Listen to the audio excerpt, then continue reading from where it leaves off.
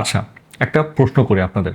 আপনি যদি একটা ভিডিও রেকর্ড করেন, তারপর সেই ভিডিওটা আপনি আপনার একটা ফ্রেন্ডকে হোয়াটসঅ্যাপে পাঠান অথবা ওই সেম ভিডিওটা আপনার ইউটিউবে আপলোড করলেন। আবার ওই সেম ভিডিওটা আপনি প্রিমিয়ার প্রোতে এডিট করলেন। এখন আপনার কি মনে হয় যে এই ৩ জায়গাতে সেম ধরনের ভিডিও ফাইল ব্যবহার হচ্ছে? তো বেশিরভাগ মানুষ বলবে যে হ্যাঁ, ভিডিও তো ভিডিওই। কিন্তু আসল মজাটা এখানেই।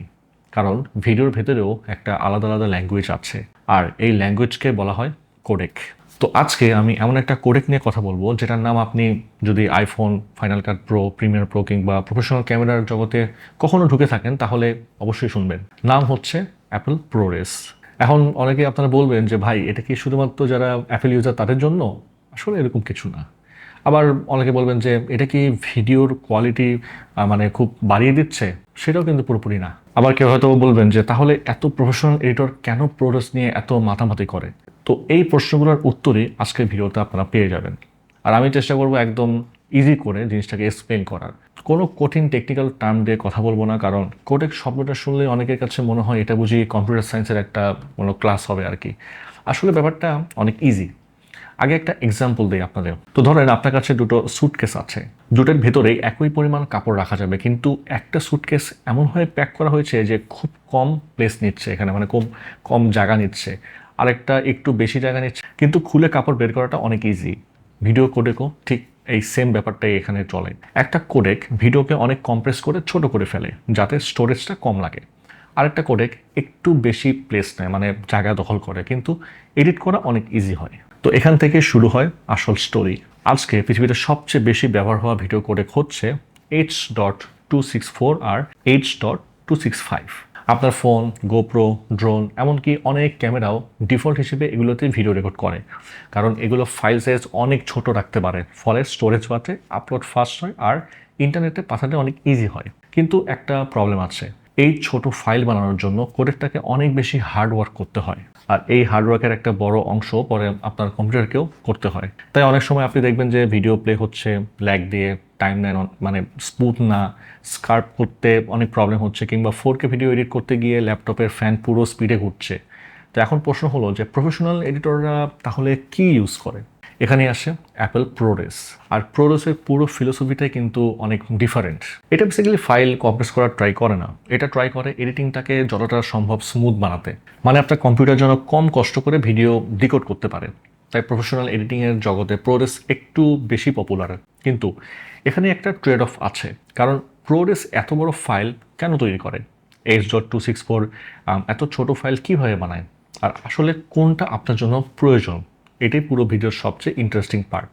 আচ্ছা, এখন পর্যন্ত আমরা জানলাম যে প্রোরেস আসলে কি করে, কেন এটা দিয়ে এত মানে আলোচনা হচ্ছে, কিন্তু এখন আসি সবচেয়ে ইম্পর্টেন্ট প্লেসে। ধরেন আপনার সামনেই একই ভিডিওর দুইটা কপি রাখা আছে, একটা হচ্ছে H.264 আর একটা হচ্ছে অ্যাপল প্রোরেস। দুইটাতেই সেম ভিডিও, সেম রেজুলেশন আর সেম ফ্রেম রেট, কিন্তু একটা ফাইল যদি 1 GB হয় এবং আরেকটা যদি 5 GB হয়, তখন সিম্পলি একটা প্রশ্ন আসবে যে ভাই এত বড় ফাইল কেন? এখানে প্রোরেস আর H.264 এর সবচেয়ে বড় ডিফারেন্স।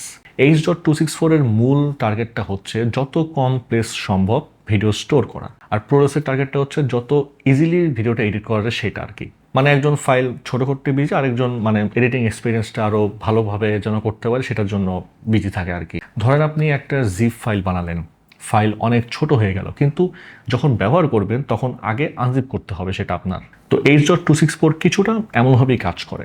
এটা ভিডিওকে এত এফিসিয়েন্টভাবে কম্প্রেস করে যে কম্পিউটারকে প্রতিবার ভিডিও প্লে করার টাইমে অনেক হিসাব করতে হয়, আর সেই কারণেই এডিটিং করার টাইমে অনেক কম্পিউটার স্লো হয়ে যায়, বিশেষ করে 4K 6K বা একসাথে অনেকগুলো ভিডিও লেয়ার নিয়ে কাজ করলে।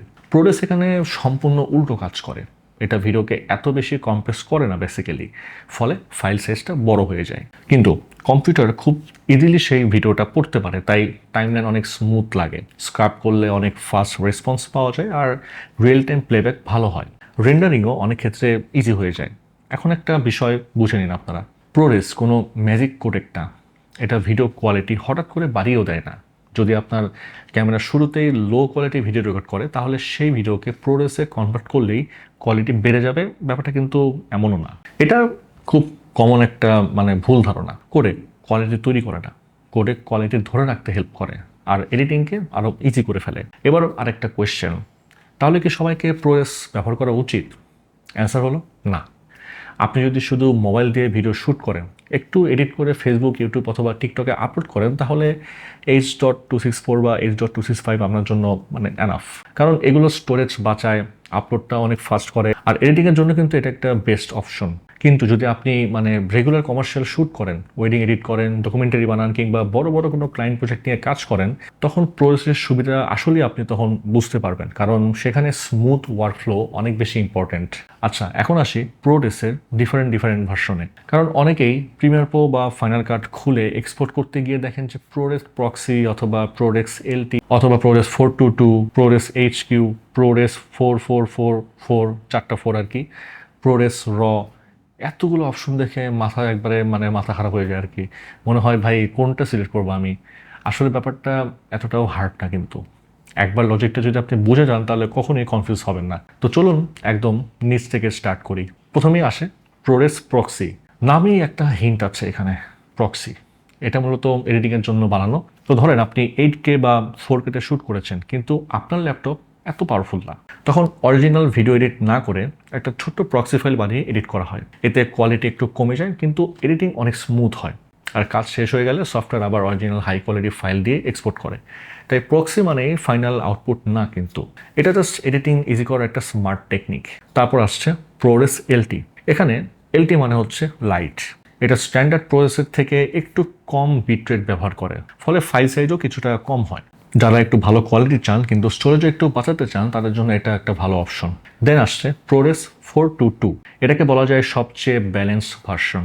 কোয়ালিটি ভালো, ফাইল সাইজও অতিরিক্ত বড় না, এডিটিংও অনেক স্মুথ। তাই প্রফেশনাল ভিডিও এডিটিংয়ের জন্য মানে সবচেয়ে বেশি ব্যবহার হয় এই ProRes 422। দেন আসছে ProRes HQ-তে।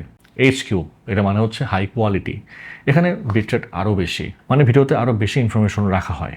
যদি আপনার প্রজেক্টে বারবার এক্সপোর্ট করতে হয়, হেভি কালার গ্রেডিং করতে হয়, বা কোয়ালিটি যতটা সম্ভব ধরে রাখতে চান আপনি, তাহলে HQ অনেক ভালো চয়েস হবে আপনার জন্য। যদিও ফাইল সাইজটা এখান থেকে বেশ ফাস্ট বড় হতে স্টার্ট করে। এখন অনেকে ভাবেন যে তাহলে HQ কি সবসময় বেস্ট? ব্যাপারটা কিন্তু এরকম না। যদি আপনার প্রজেক্টের জন্য স্ট্যান্ডার্ড 422 এটা যথেষ্ট হয়, তাহলে শুধু ফাইল বড় করার কোনো মানে নেই এখানে। আচ্ছা, এবার আসি সবচেয়ে প্রিমিয়াম ভার্সনে, সেটা হচ্ছে ProRes 4 মানে 4444। এটা বেসিক্যালি কোনো টিপিক্যাল ভিডিও এডিটরের জন্য না। এটা বেশি ব্যবহার করা হয় সিনেমা, VFX, মোশন গ্রাফিক্স আর প্রফেশনাল কম্পোজিটিং এর কাজে আর কি। কারণ এখানে কালার ইনফরমেশন অনেক বেশি প্রিজার্ভ করা হয়। আর শুধু তাই না, এটা আলফা চ্যানেলেও সাপোর্ট করে, মানে ট্রান্সপারেন্ট ব্যাকগ্রাউন্ড সহ ভিডিও এক্সপোর্ট করা যায় এখানে আর কি। আফটার ইফেক্টে যারা মোশন গ্রাফিক্স বানান, তারা এই ফিচারের গুরুত্বটা খুব ভালো করে বুঝতে পারবেন। আচ্ছা, এরপরে সবশেষে আসে ProRes র। এটা আসলে সাধারণ ভিডিও কোডেক না, এটা ক্যামেরা সেন্সর থেকে পাওয়া অনেক বেশি র ইনফরমেশন সেভ করে, ফলে পরে কালার গ্রেডিং করার টাইমে অনেক বেশি ফ্লেক্সিবিলিটি পাওয়া যায় এখানে। HDR ওয়ার্কফ্লো বা হাই এন্ড ফিল্ম প্রোডাকশনে এটা খুবই ফেমাস। বাট যদি আপনি ইউটিউব ভিডিও বানান, তাহলে ProRes র নিয়ে চিন্তা করার কোনো প্রয়োজন নেই আপনার, কারণ এটা সম্পূর্ণ ভিন্ন ওয়ার্কফ্লোর জন্য বানানো হয়েছে। তো এখন পর্যন্ত একটা জিনিস নিশ্চয়ই আপনারা বুঝে গিয়েছেন যে সব ProRes ভার্সন কিন্তু সবার জন্য না। আপনি কী ধরনের কাজ করেন, আপনার ক্যামেরা কি রেকর্ড করে, আর আপনার ফাইনাল আউটপুট কি হবে, সব কিছুর উপর ডিপেন্ড করে কোন ভার্সন আপনার জন্য বেস্ট হবে। কিন্তু এখন একটা বড় প্রশ্ন বাকি আছে, সেটা হচ্ছে ProRes 422 আর ProRes 4444। এর মধ্যে যে 422 বা 4444 লেখা থাকে, সেগুলোর আসল মিনিংটা কি? আর ক্রোমা সাব স্যাম্পলিং বলে যে একটা বিষয় আছে, সেটা আসলে কি? ওকে, এখন আসি সেই টপিকটাই যেটা শুনলেই অনেকের মাথা একদম আউলাই যায় আর কি। 4:2:0, 4:2:2 আর 4:4:4, এগুলো আসলে কি? বিশ্বাস করুন, নামটা যত ভয়ঙ্কর শোনায়, বিষয়টা কিন্তু তার থেকেও অনেক ইজি। একটা এক্সাম্পল দিই জাস্ট। ধরেন আপনি একটা মানে পিকচার ড্র করছেন, তখন সেই পিকচারে দুটো জিনিস আছে। একটা হচ্ছে পিকচারের ডিটেইল, মানে কোথায় কি আছে, কতটা ব্রাইট আর কতটা ডার্ক। আরেকটা হলো কালার। তো মানুষের চোখ একটা মজার কাজ করে, আমরা ডিটেইল অনেক বেশি নোটিস করি, কিন্তু কালার একটু কম হলেও খুব একটা বুঝতে পারি না আমরা। তো ভিডিও কোডেকগুলো কিন্তু এই বিষয়টারই একটা মানে সুযোগ দেয়। তারা ডিটেল প্রায় পুরোটা রেখে দেয়, কিন্তু কালার ইনফরমেশন একটু কমিয়ে দেয়। এতে ফাইল সাইজ অনেক কমে যায়, অথচ আমাদের চোখে কোয়ালিটি প্রায় সেম লাগে। এখান থেকেই আসে 4:2:0, 4:2:2 আর 4:4:4। আপনার স্মার্টফোন, ডিএসএলআর কিংবা বেশিরভাগ কনজিউমার ক্যামেরা সাধারণত 4:2:0 ভিডিও রেকর্ড করে, মানে কালার ডেটা একটু কম থাকে, কিন্তু সাধারণ ভিডিও, ইউটিউব বা সোশ্যাল মিডিয়ার জন্য এটা একদম যথেষ্ট। তো এরপর আসে 4:2:2। এখানে আগের তুলনায় বেশি কালার ইনফরমেশন থাকে, তাই কালার গ্রেডিং করলে বা হেভি এডিটিং করলে রেজাল্ট আরও ক্লিন পাওয়া যায়। আর এই কারণে বেশিরভাগ প্রফেশনাল ProRes 4:2 ব্যবহার করে। তো এবার আসে 4:4:4। এখানে প্রায় ফুল কালার ইনফরমেশন থাকে, তাই VFX, green screen, CGI, motion graphics বা হাই এন্ড কমার্শিয়াল প্রোডাকশনে এটা ব্যবহার করা হয়। তবে একটা কথা আপনারা অবশ্যই মাথায় রাখবেন, যদি আপনার ক্যামেরা শুরু থেকেই 4:2:0 ভিডিও রেকর্ড করে, তাহলে পরে সেই ভিডিওকে আপনি ProRes 4:4:4 কনভার্ট করলেই হঠাৎ করে কালার কোয়ালিটি কিন্তু বেড়ে যাবে না, কারণ ক্যামেরাটা কিন্তু স্টার্টিংয়ে সে ইনফরমেশন রেকর্ড করেনি, সেটা কোনো কোডেক পরে বানিয়ে দিতে পারবে না। এটা অনেকটা লো রেজলিউশন ফটোকে 8K-তে আপস্কেল করার মতো। সাইজ বাড়তে পারে, কিন্তু নতুন কোনো ডিটেল তৈরি হবে না এখানে। তাই সবসময় সোর্স ফুটেজটাই সব থেকে বেশি ইম্পর্ট্যান্ট। তো আমরা ভিডিওর শেষের দিকে এসে পড়েছি এবং এই শেষে এসে আমরা একটা খুব ইম্পর্ট্যান্ট প্রশ্নের উত্তর দিব। সেটা হচ্ছে, আপনার আসলে ProRes ব্যবহার করা উচিত কি না। যদি আপনি মোবাইল দিয়ে ভিডিও শ্যুট করেন, ইউটিউব, ফেসবুক বা টিকটকের জন্য আপনি কন্টেন্ট বানান, তাহলে H.264 বা H.265 দিয়ে আপনি আরামসে কাজটা চালিয়ে নিতে পারবেন। কিন্তু যদি আপনি নিয়মিত প্রফেশনাল ভিডিও এডিট করেন, ওয়েডিং, কমার্শিয়াল, ডকুমেন্টারি বা ক্লায়েন্ট প্রজেক্ট নিয়ে কাজ করেন, যেখানে একটা স্মুথ টাইমলাইন, ফাস্ট প্লেব্যাক এবং ম্যাক্সিমাম কোয়ালিটির প্রয়োজন, তখন ProRes অবশ্যই আপনার ওয়ার্কফ্লো অনেক ইজি করে দিবে। আর যদি আপনি মোশন গ্রাফিক্স, ভিএফএক্স বা HDR প্রজেক্ট নিয়ে কাজ করেন, তখন ProRes-এর হাই এন্ড ভার্সনগুলো সত্যি অনেক ডিফারেন্স তৈরি করে। তো আজকের ভিডিও থেকে একটা জিনিস অবশ্যই আপনারা মনে রাখবেন, সেটা হচ্ছে ProRes কখনো কোয়ালিটি বুস্টার না, এটা একটা প্রফেশনাল ওয়ার্কফ্লো কোডেক। এর কাজটা হচ্ছে এডিটিংকে আরও ইজি করা, কোয়ালিটি যতটা পসিবল সেটা ধরে রাখা, আর বড় বড় প্রজেক্টে কম্পিউটারের উপর প্রেশারটা কমানো। তাই পরের বার এক্সপোর্ট সেটিংসে ProRes লেখা দেখলে আর কোনো কনফিউশন হবেন না, বুঝে যাবেন কোন ভার্সন কেন আছে আর আপনার জন্য কোনটা আসলে বেশি দরকার। তো আশা করি আপনারা এই ব্যাপারগুলো অনেক ইজিলি বুঝতে পেরেছেন। যদি কোনো ধরনের কোয়ারিজ থাকে তাহলে অবশ্যই কমেন্টের মাধ্যমে সেটা আপনারা জানিয়ে দেবেন। অ্যান্ড আজকের ভিডিওটা যদি আপনাদের ভালো লেগে থাকে তাহলে ভিডিওটা অবশ্যই লাইক অ্যান্ড শেয়ার করবেন, অ্যান্ড অবশ্যই আমাদের চ্যানেলটি সাবস্ক্রাইব করতে ভুলবেন না। সো দেখা হবে নেক্সট কোনো ইন্টারেস্টিং টপিক নিয়ে। সে পর্যন্ত ভালো থাকুন, সুস্থ থাকুন।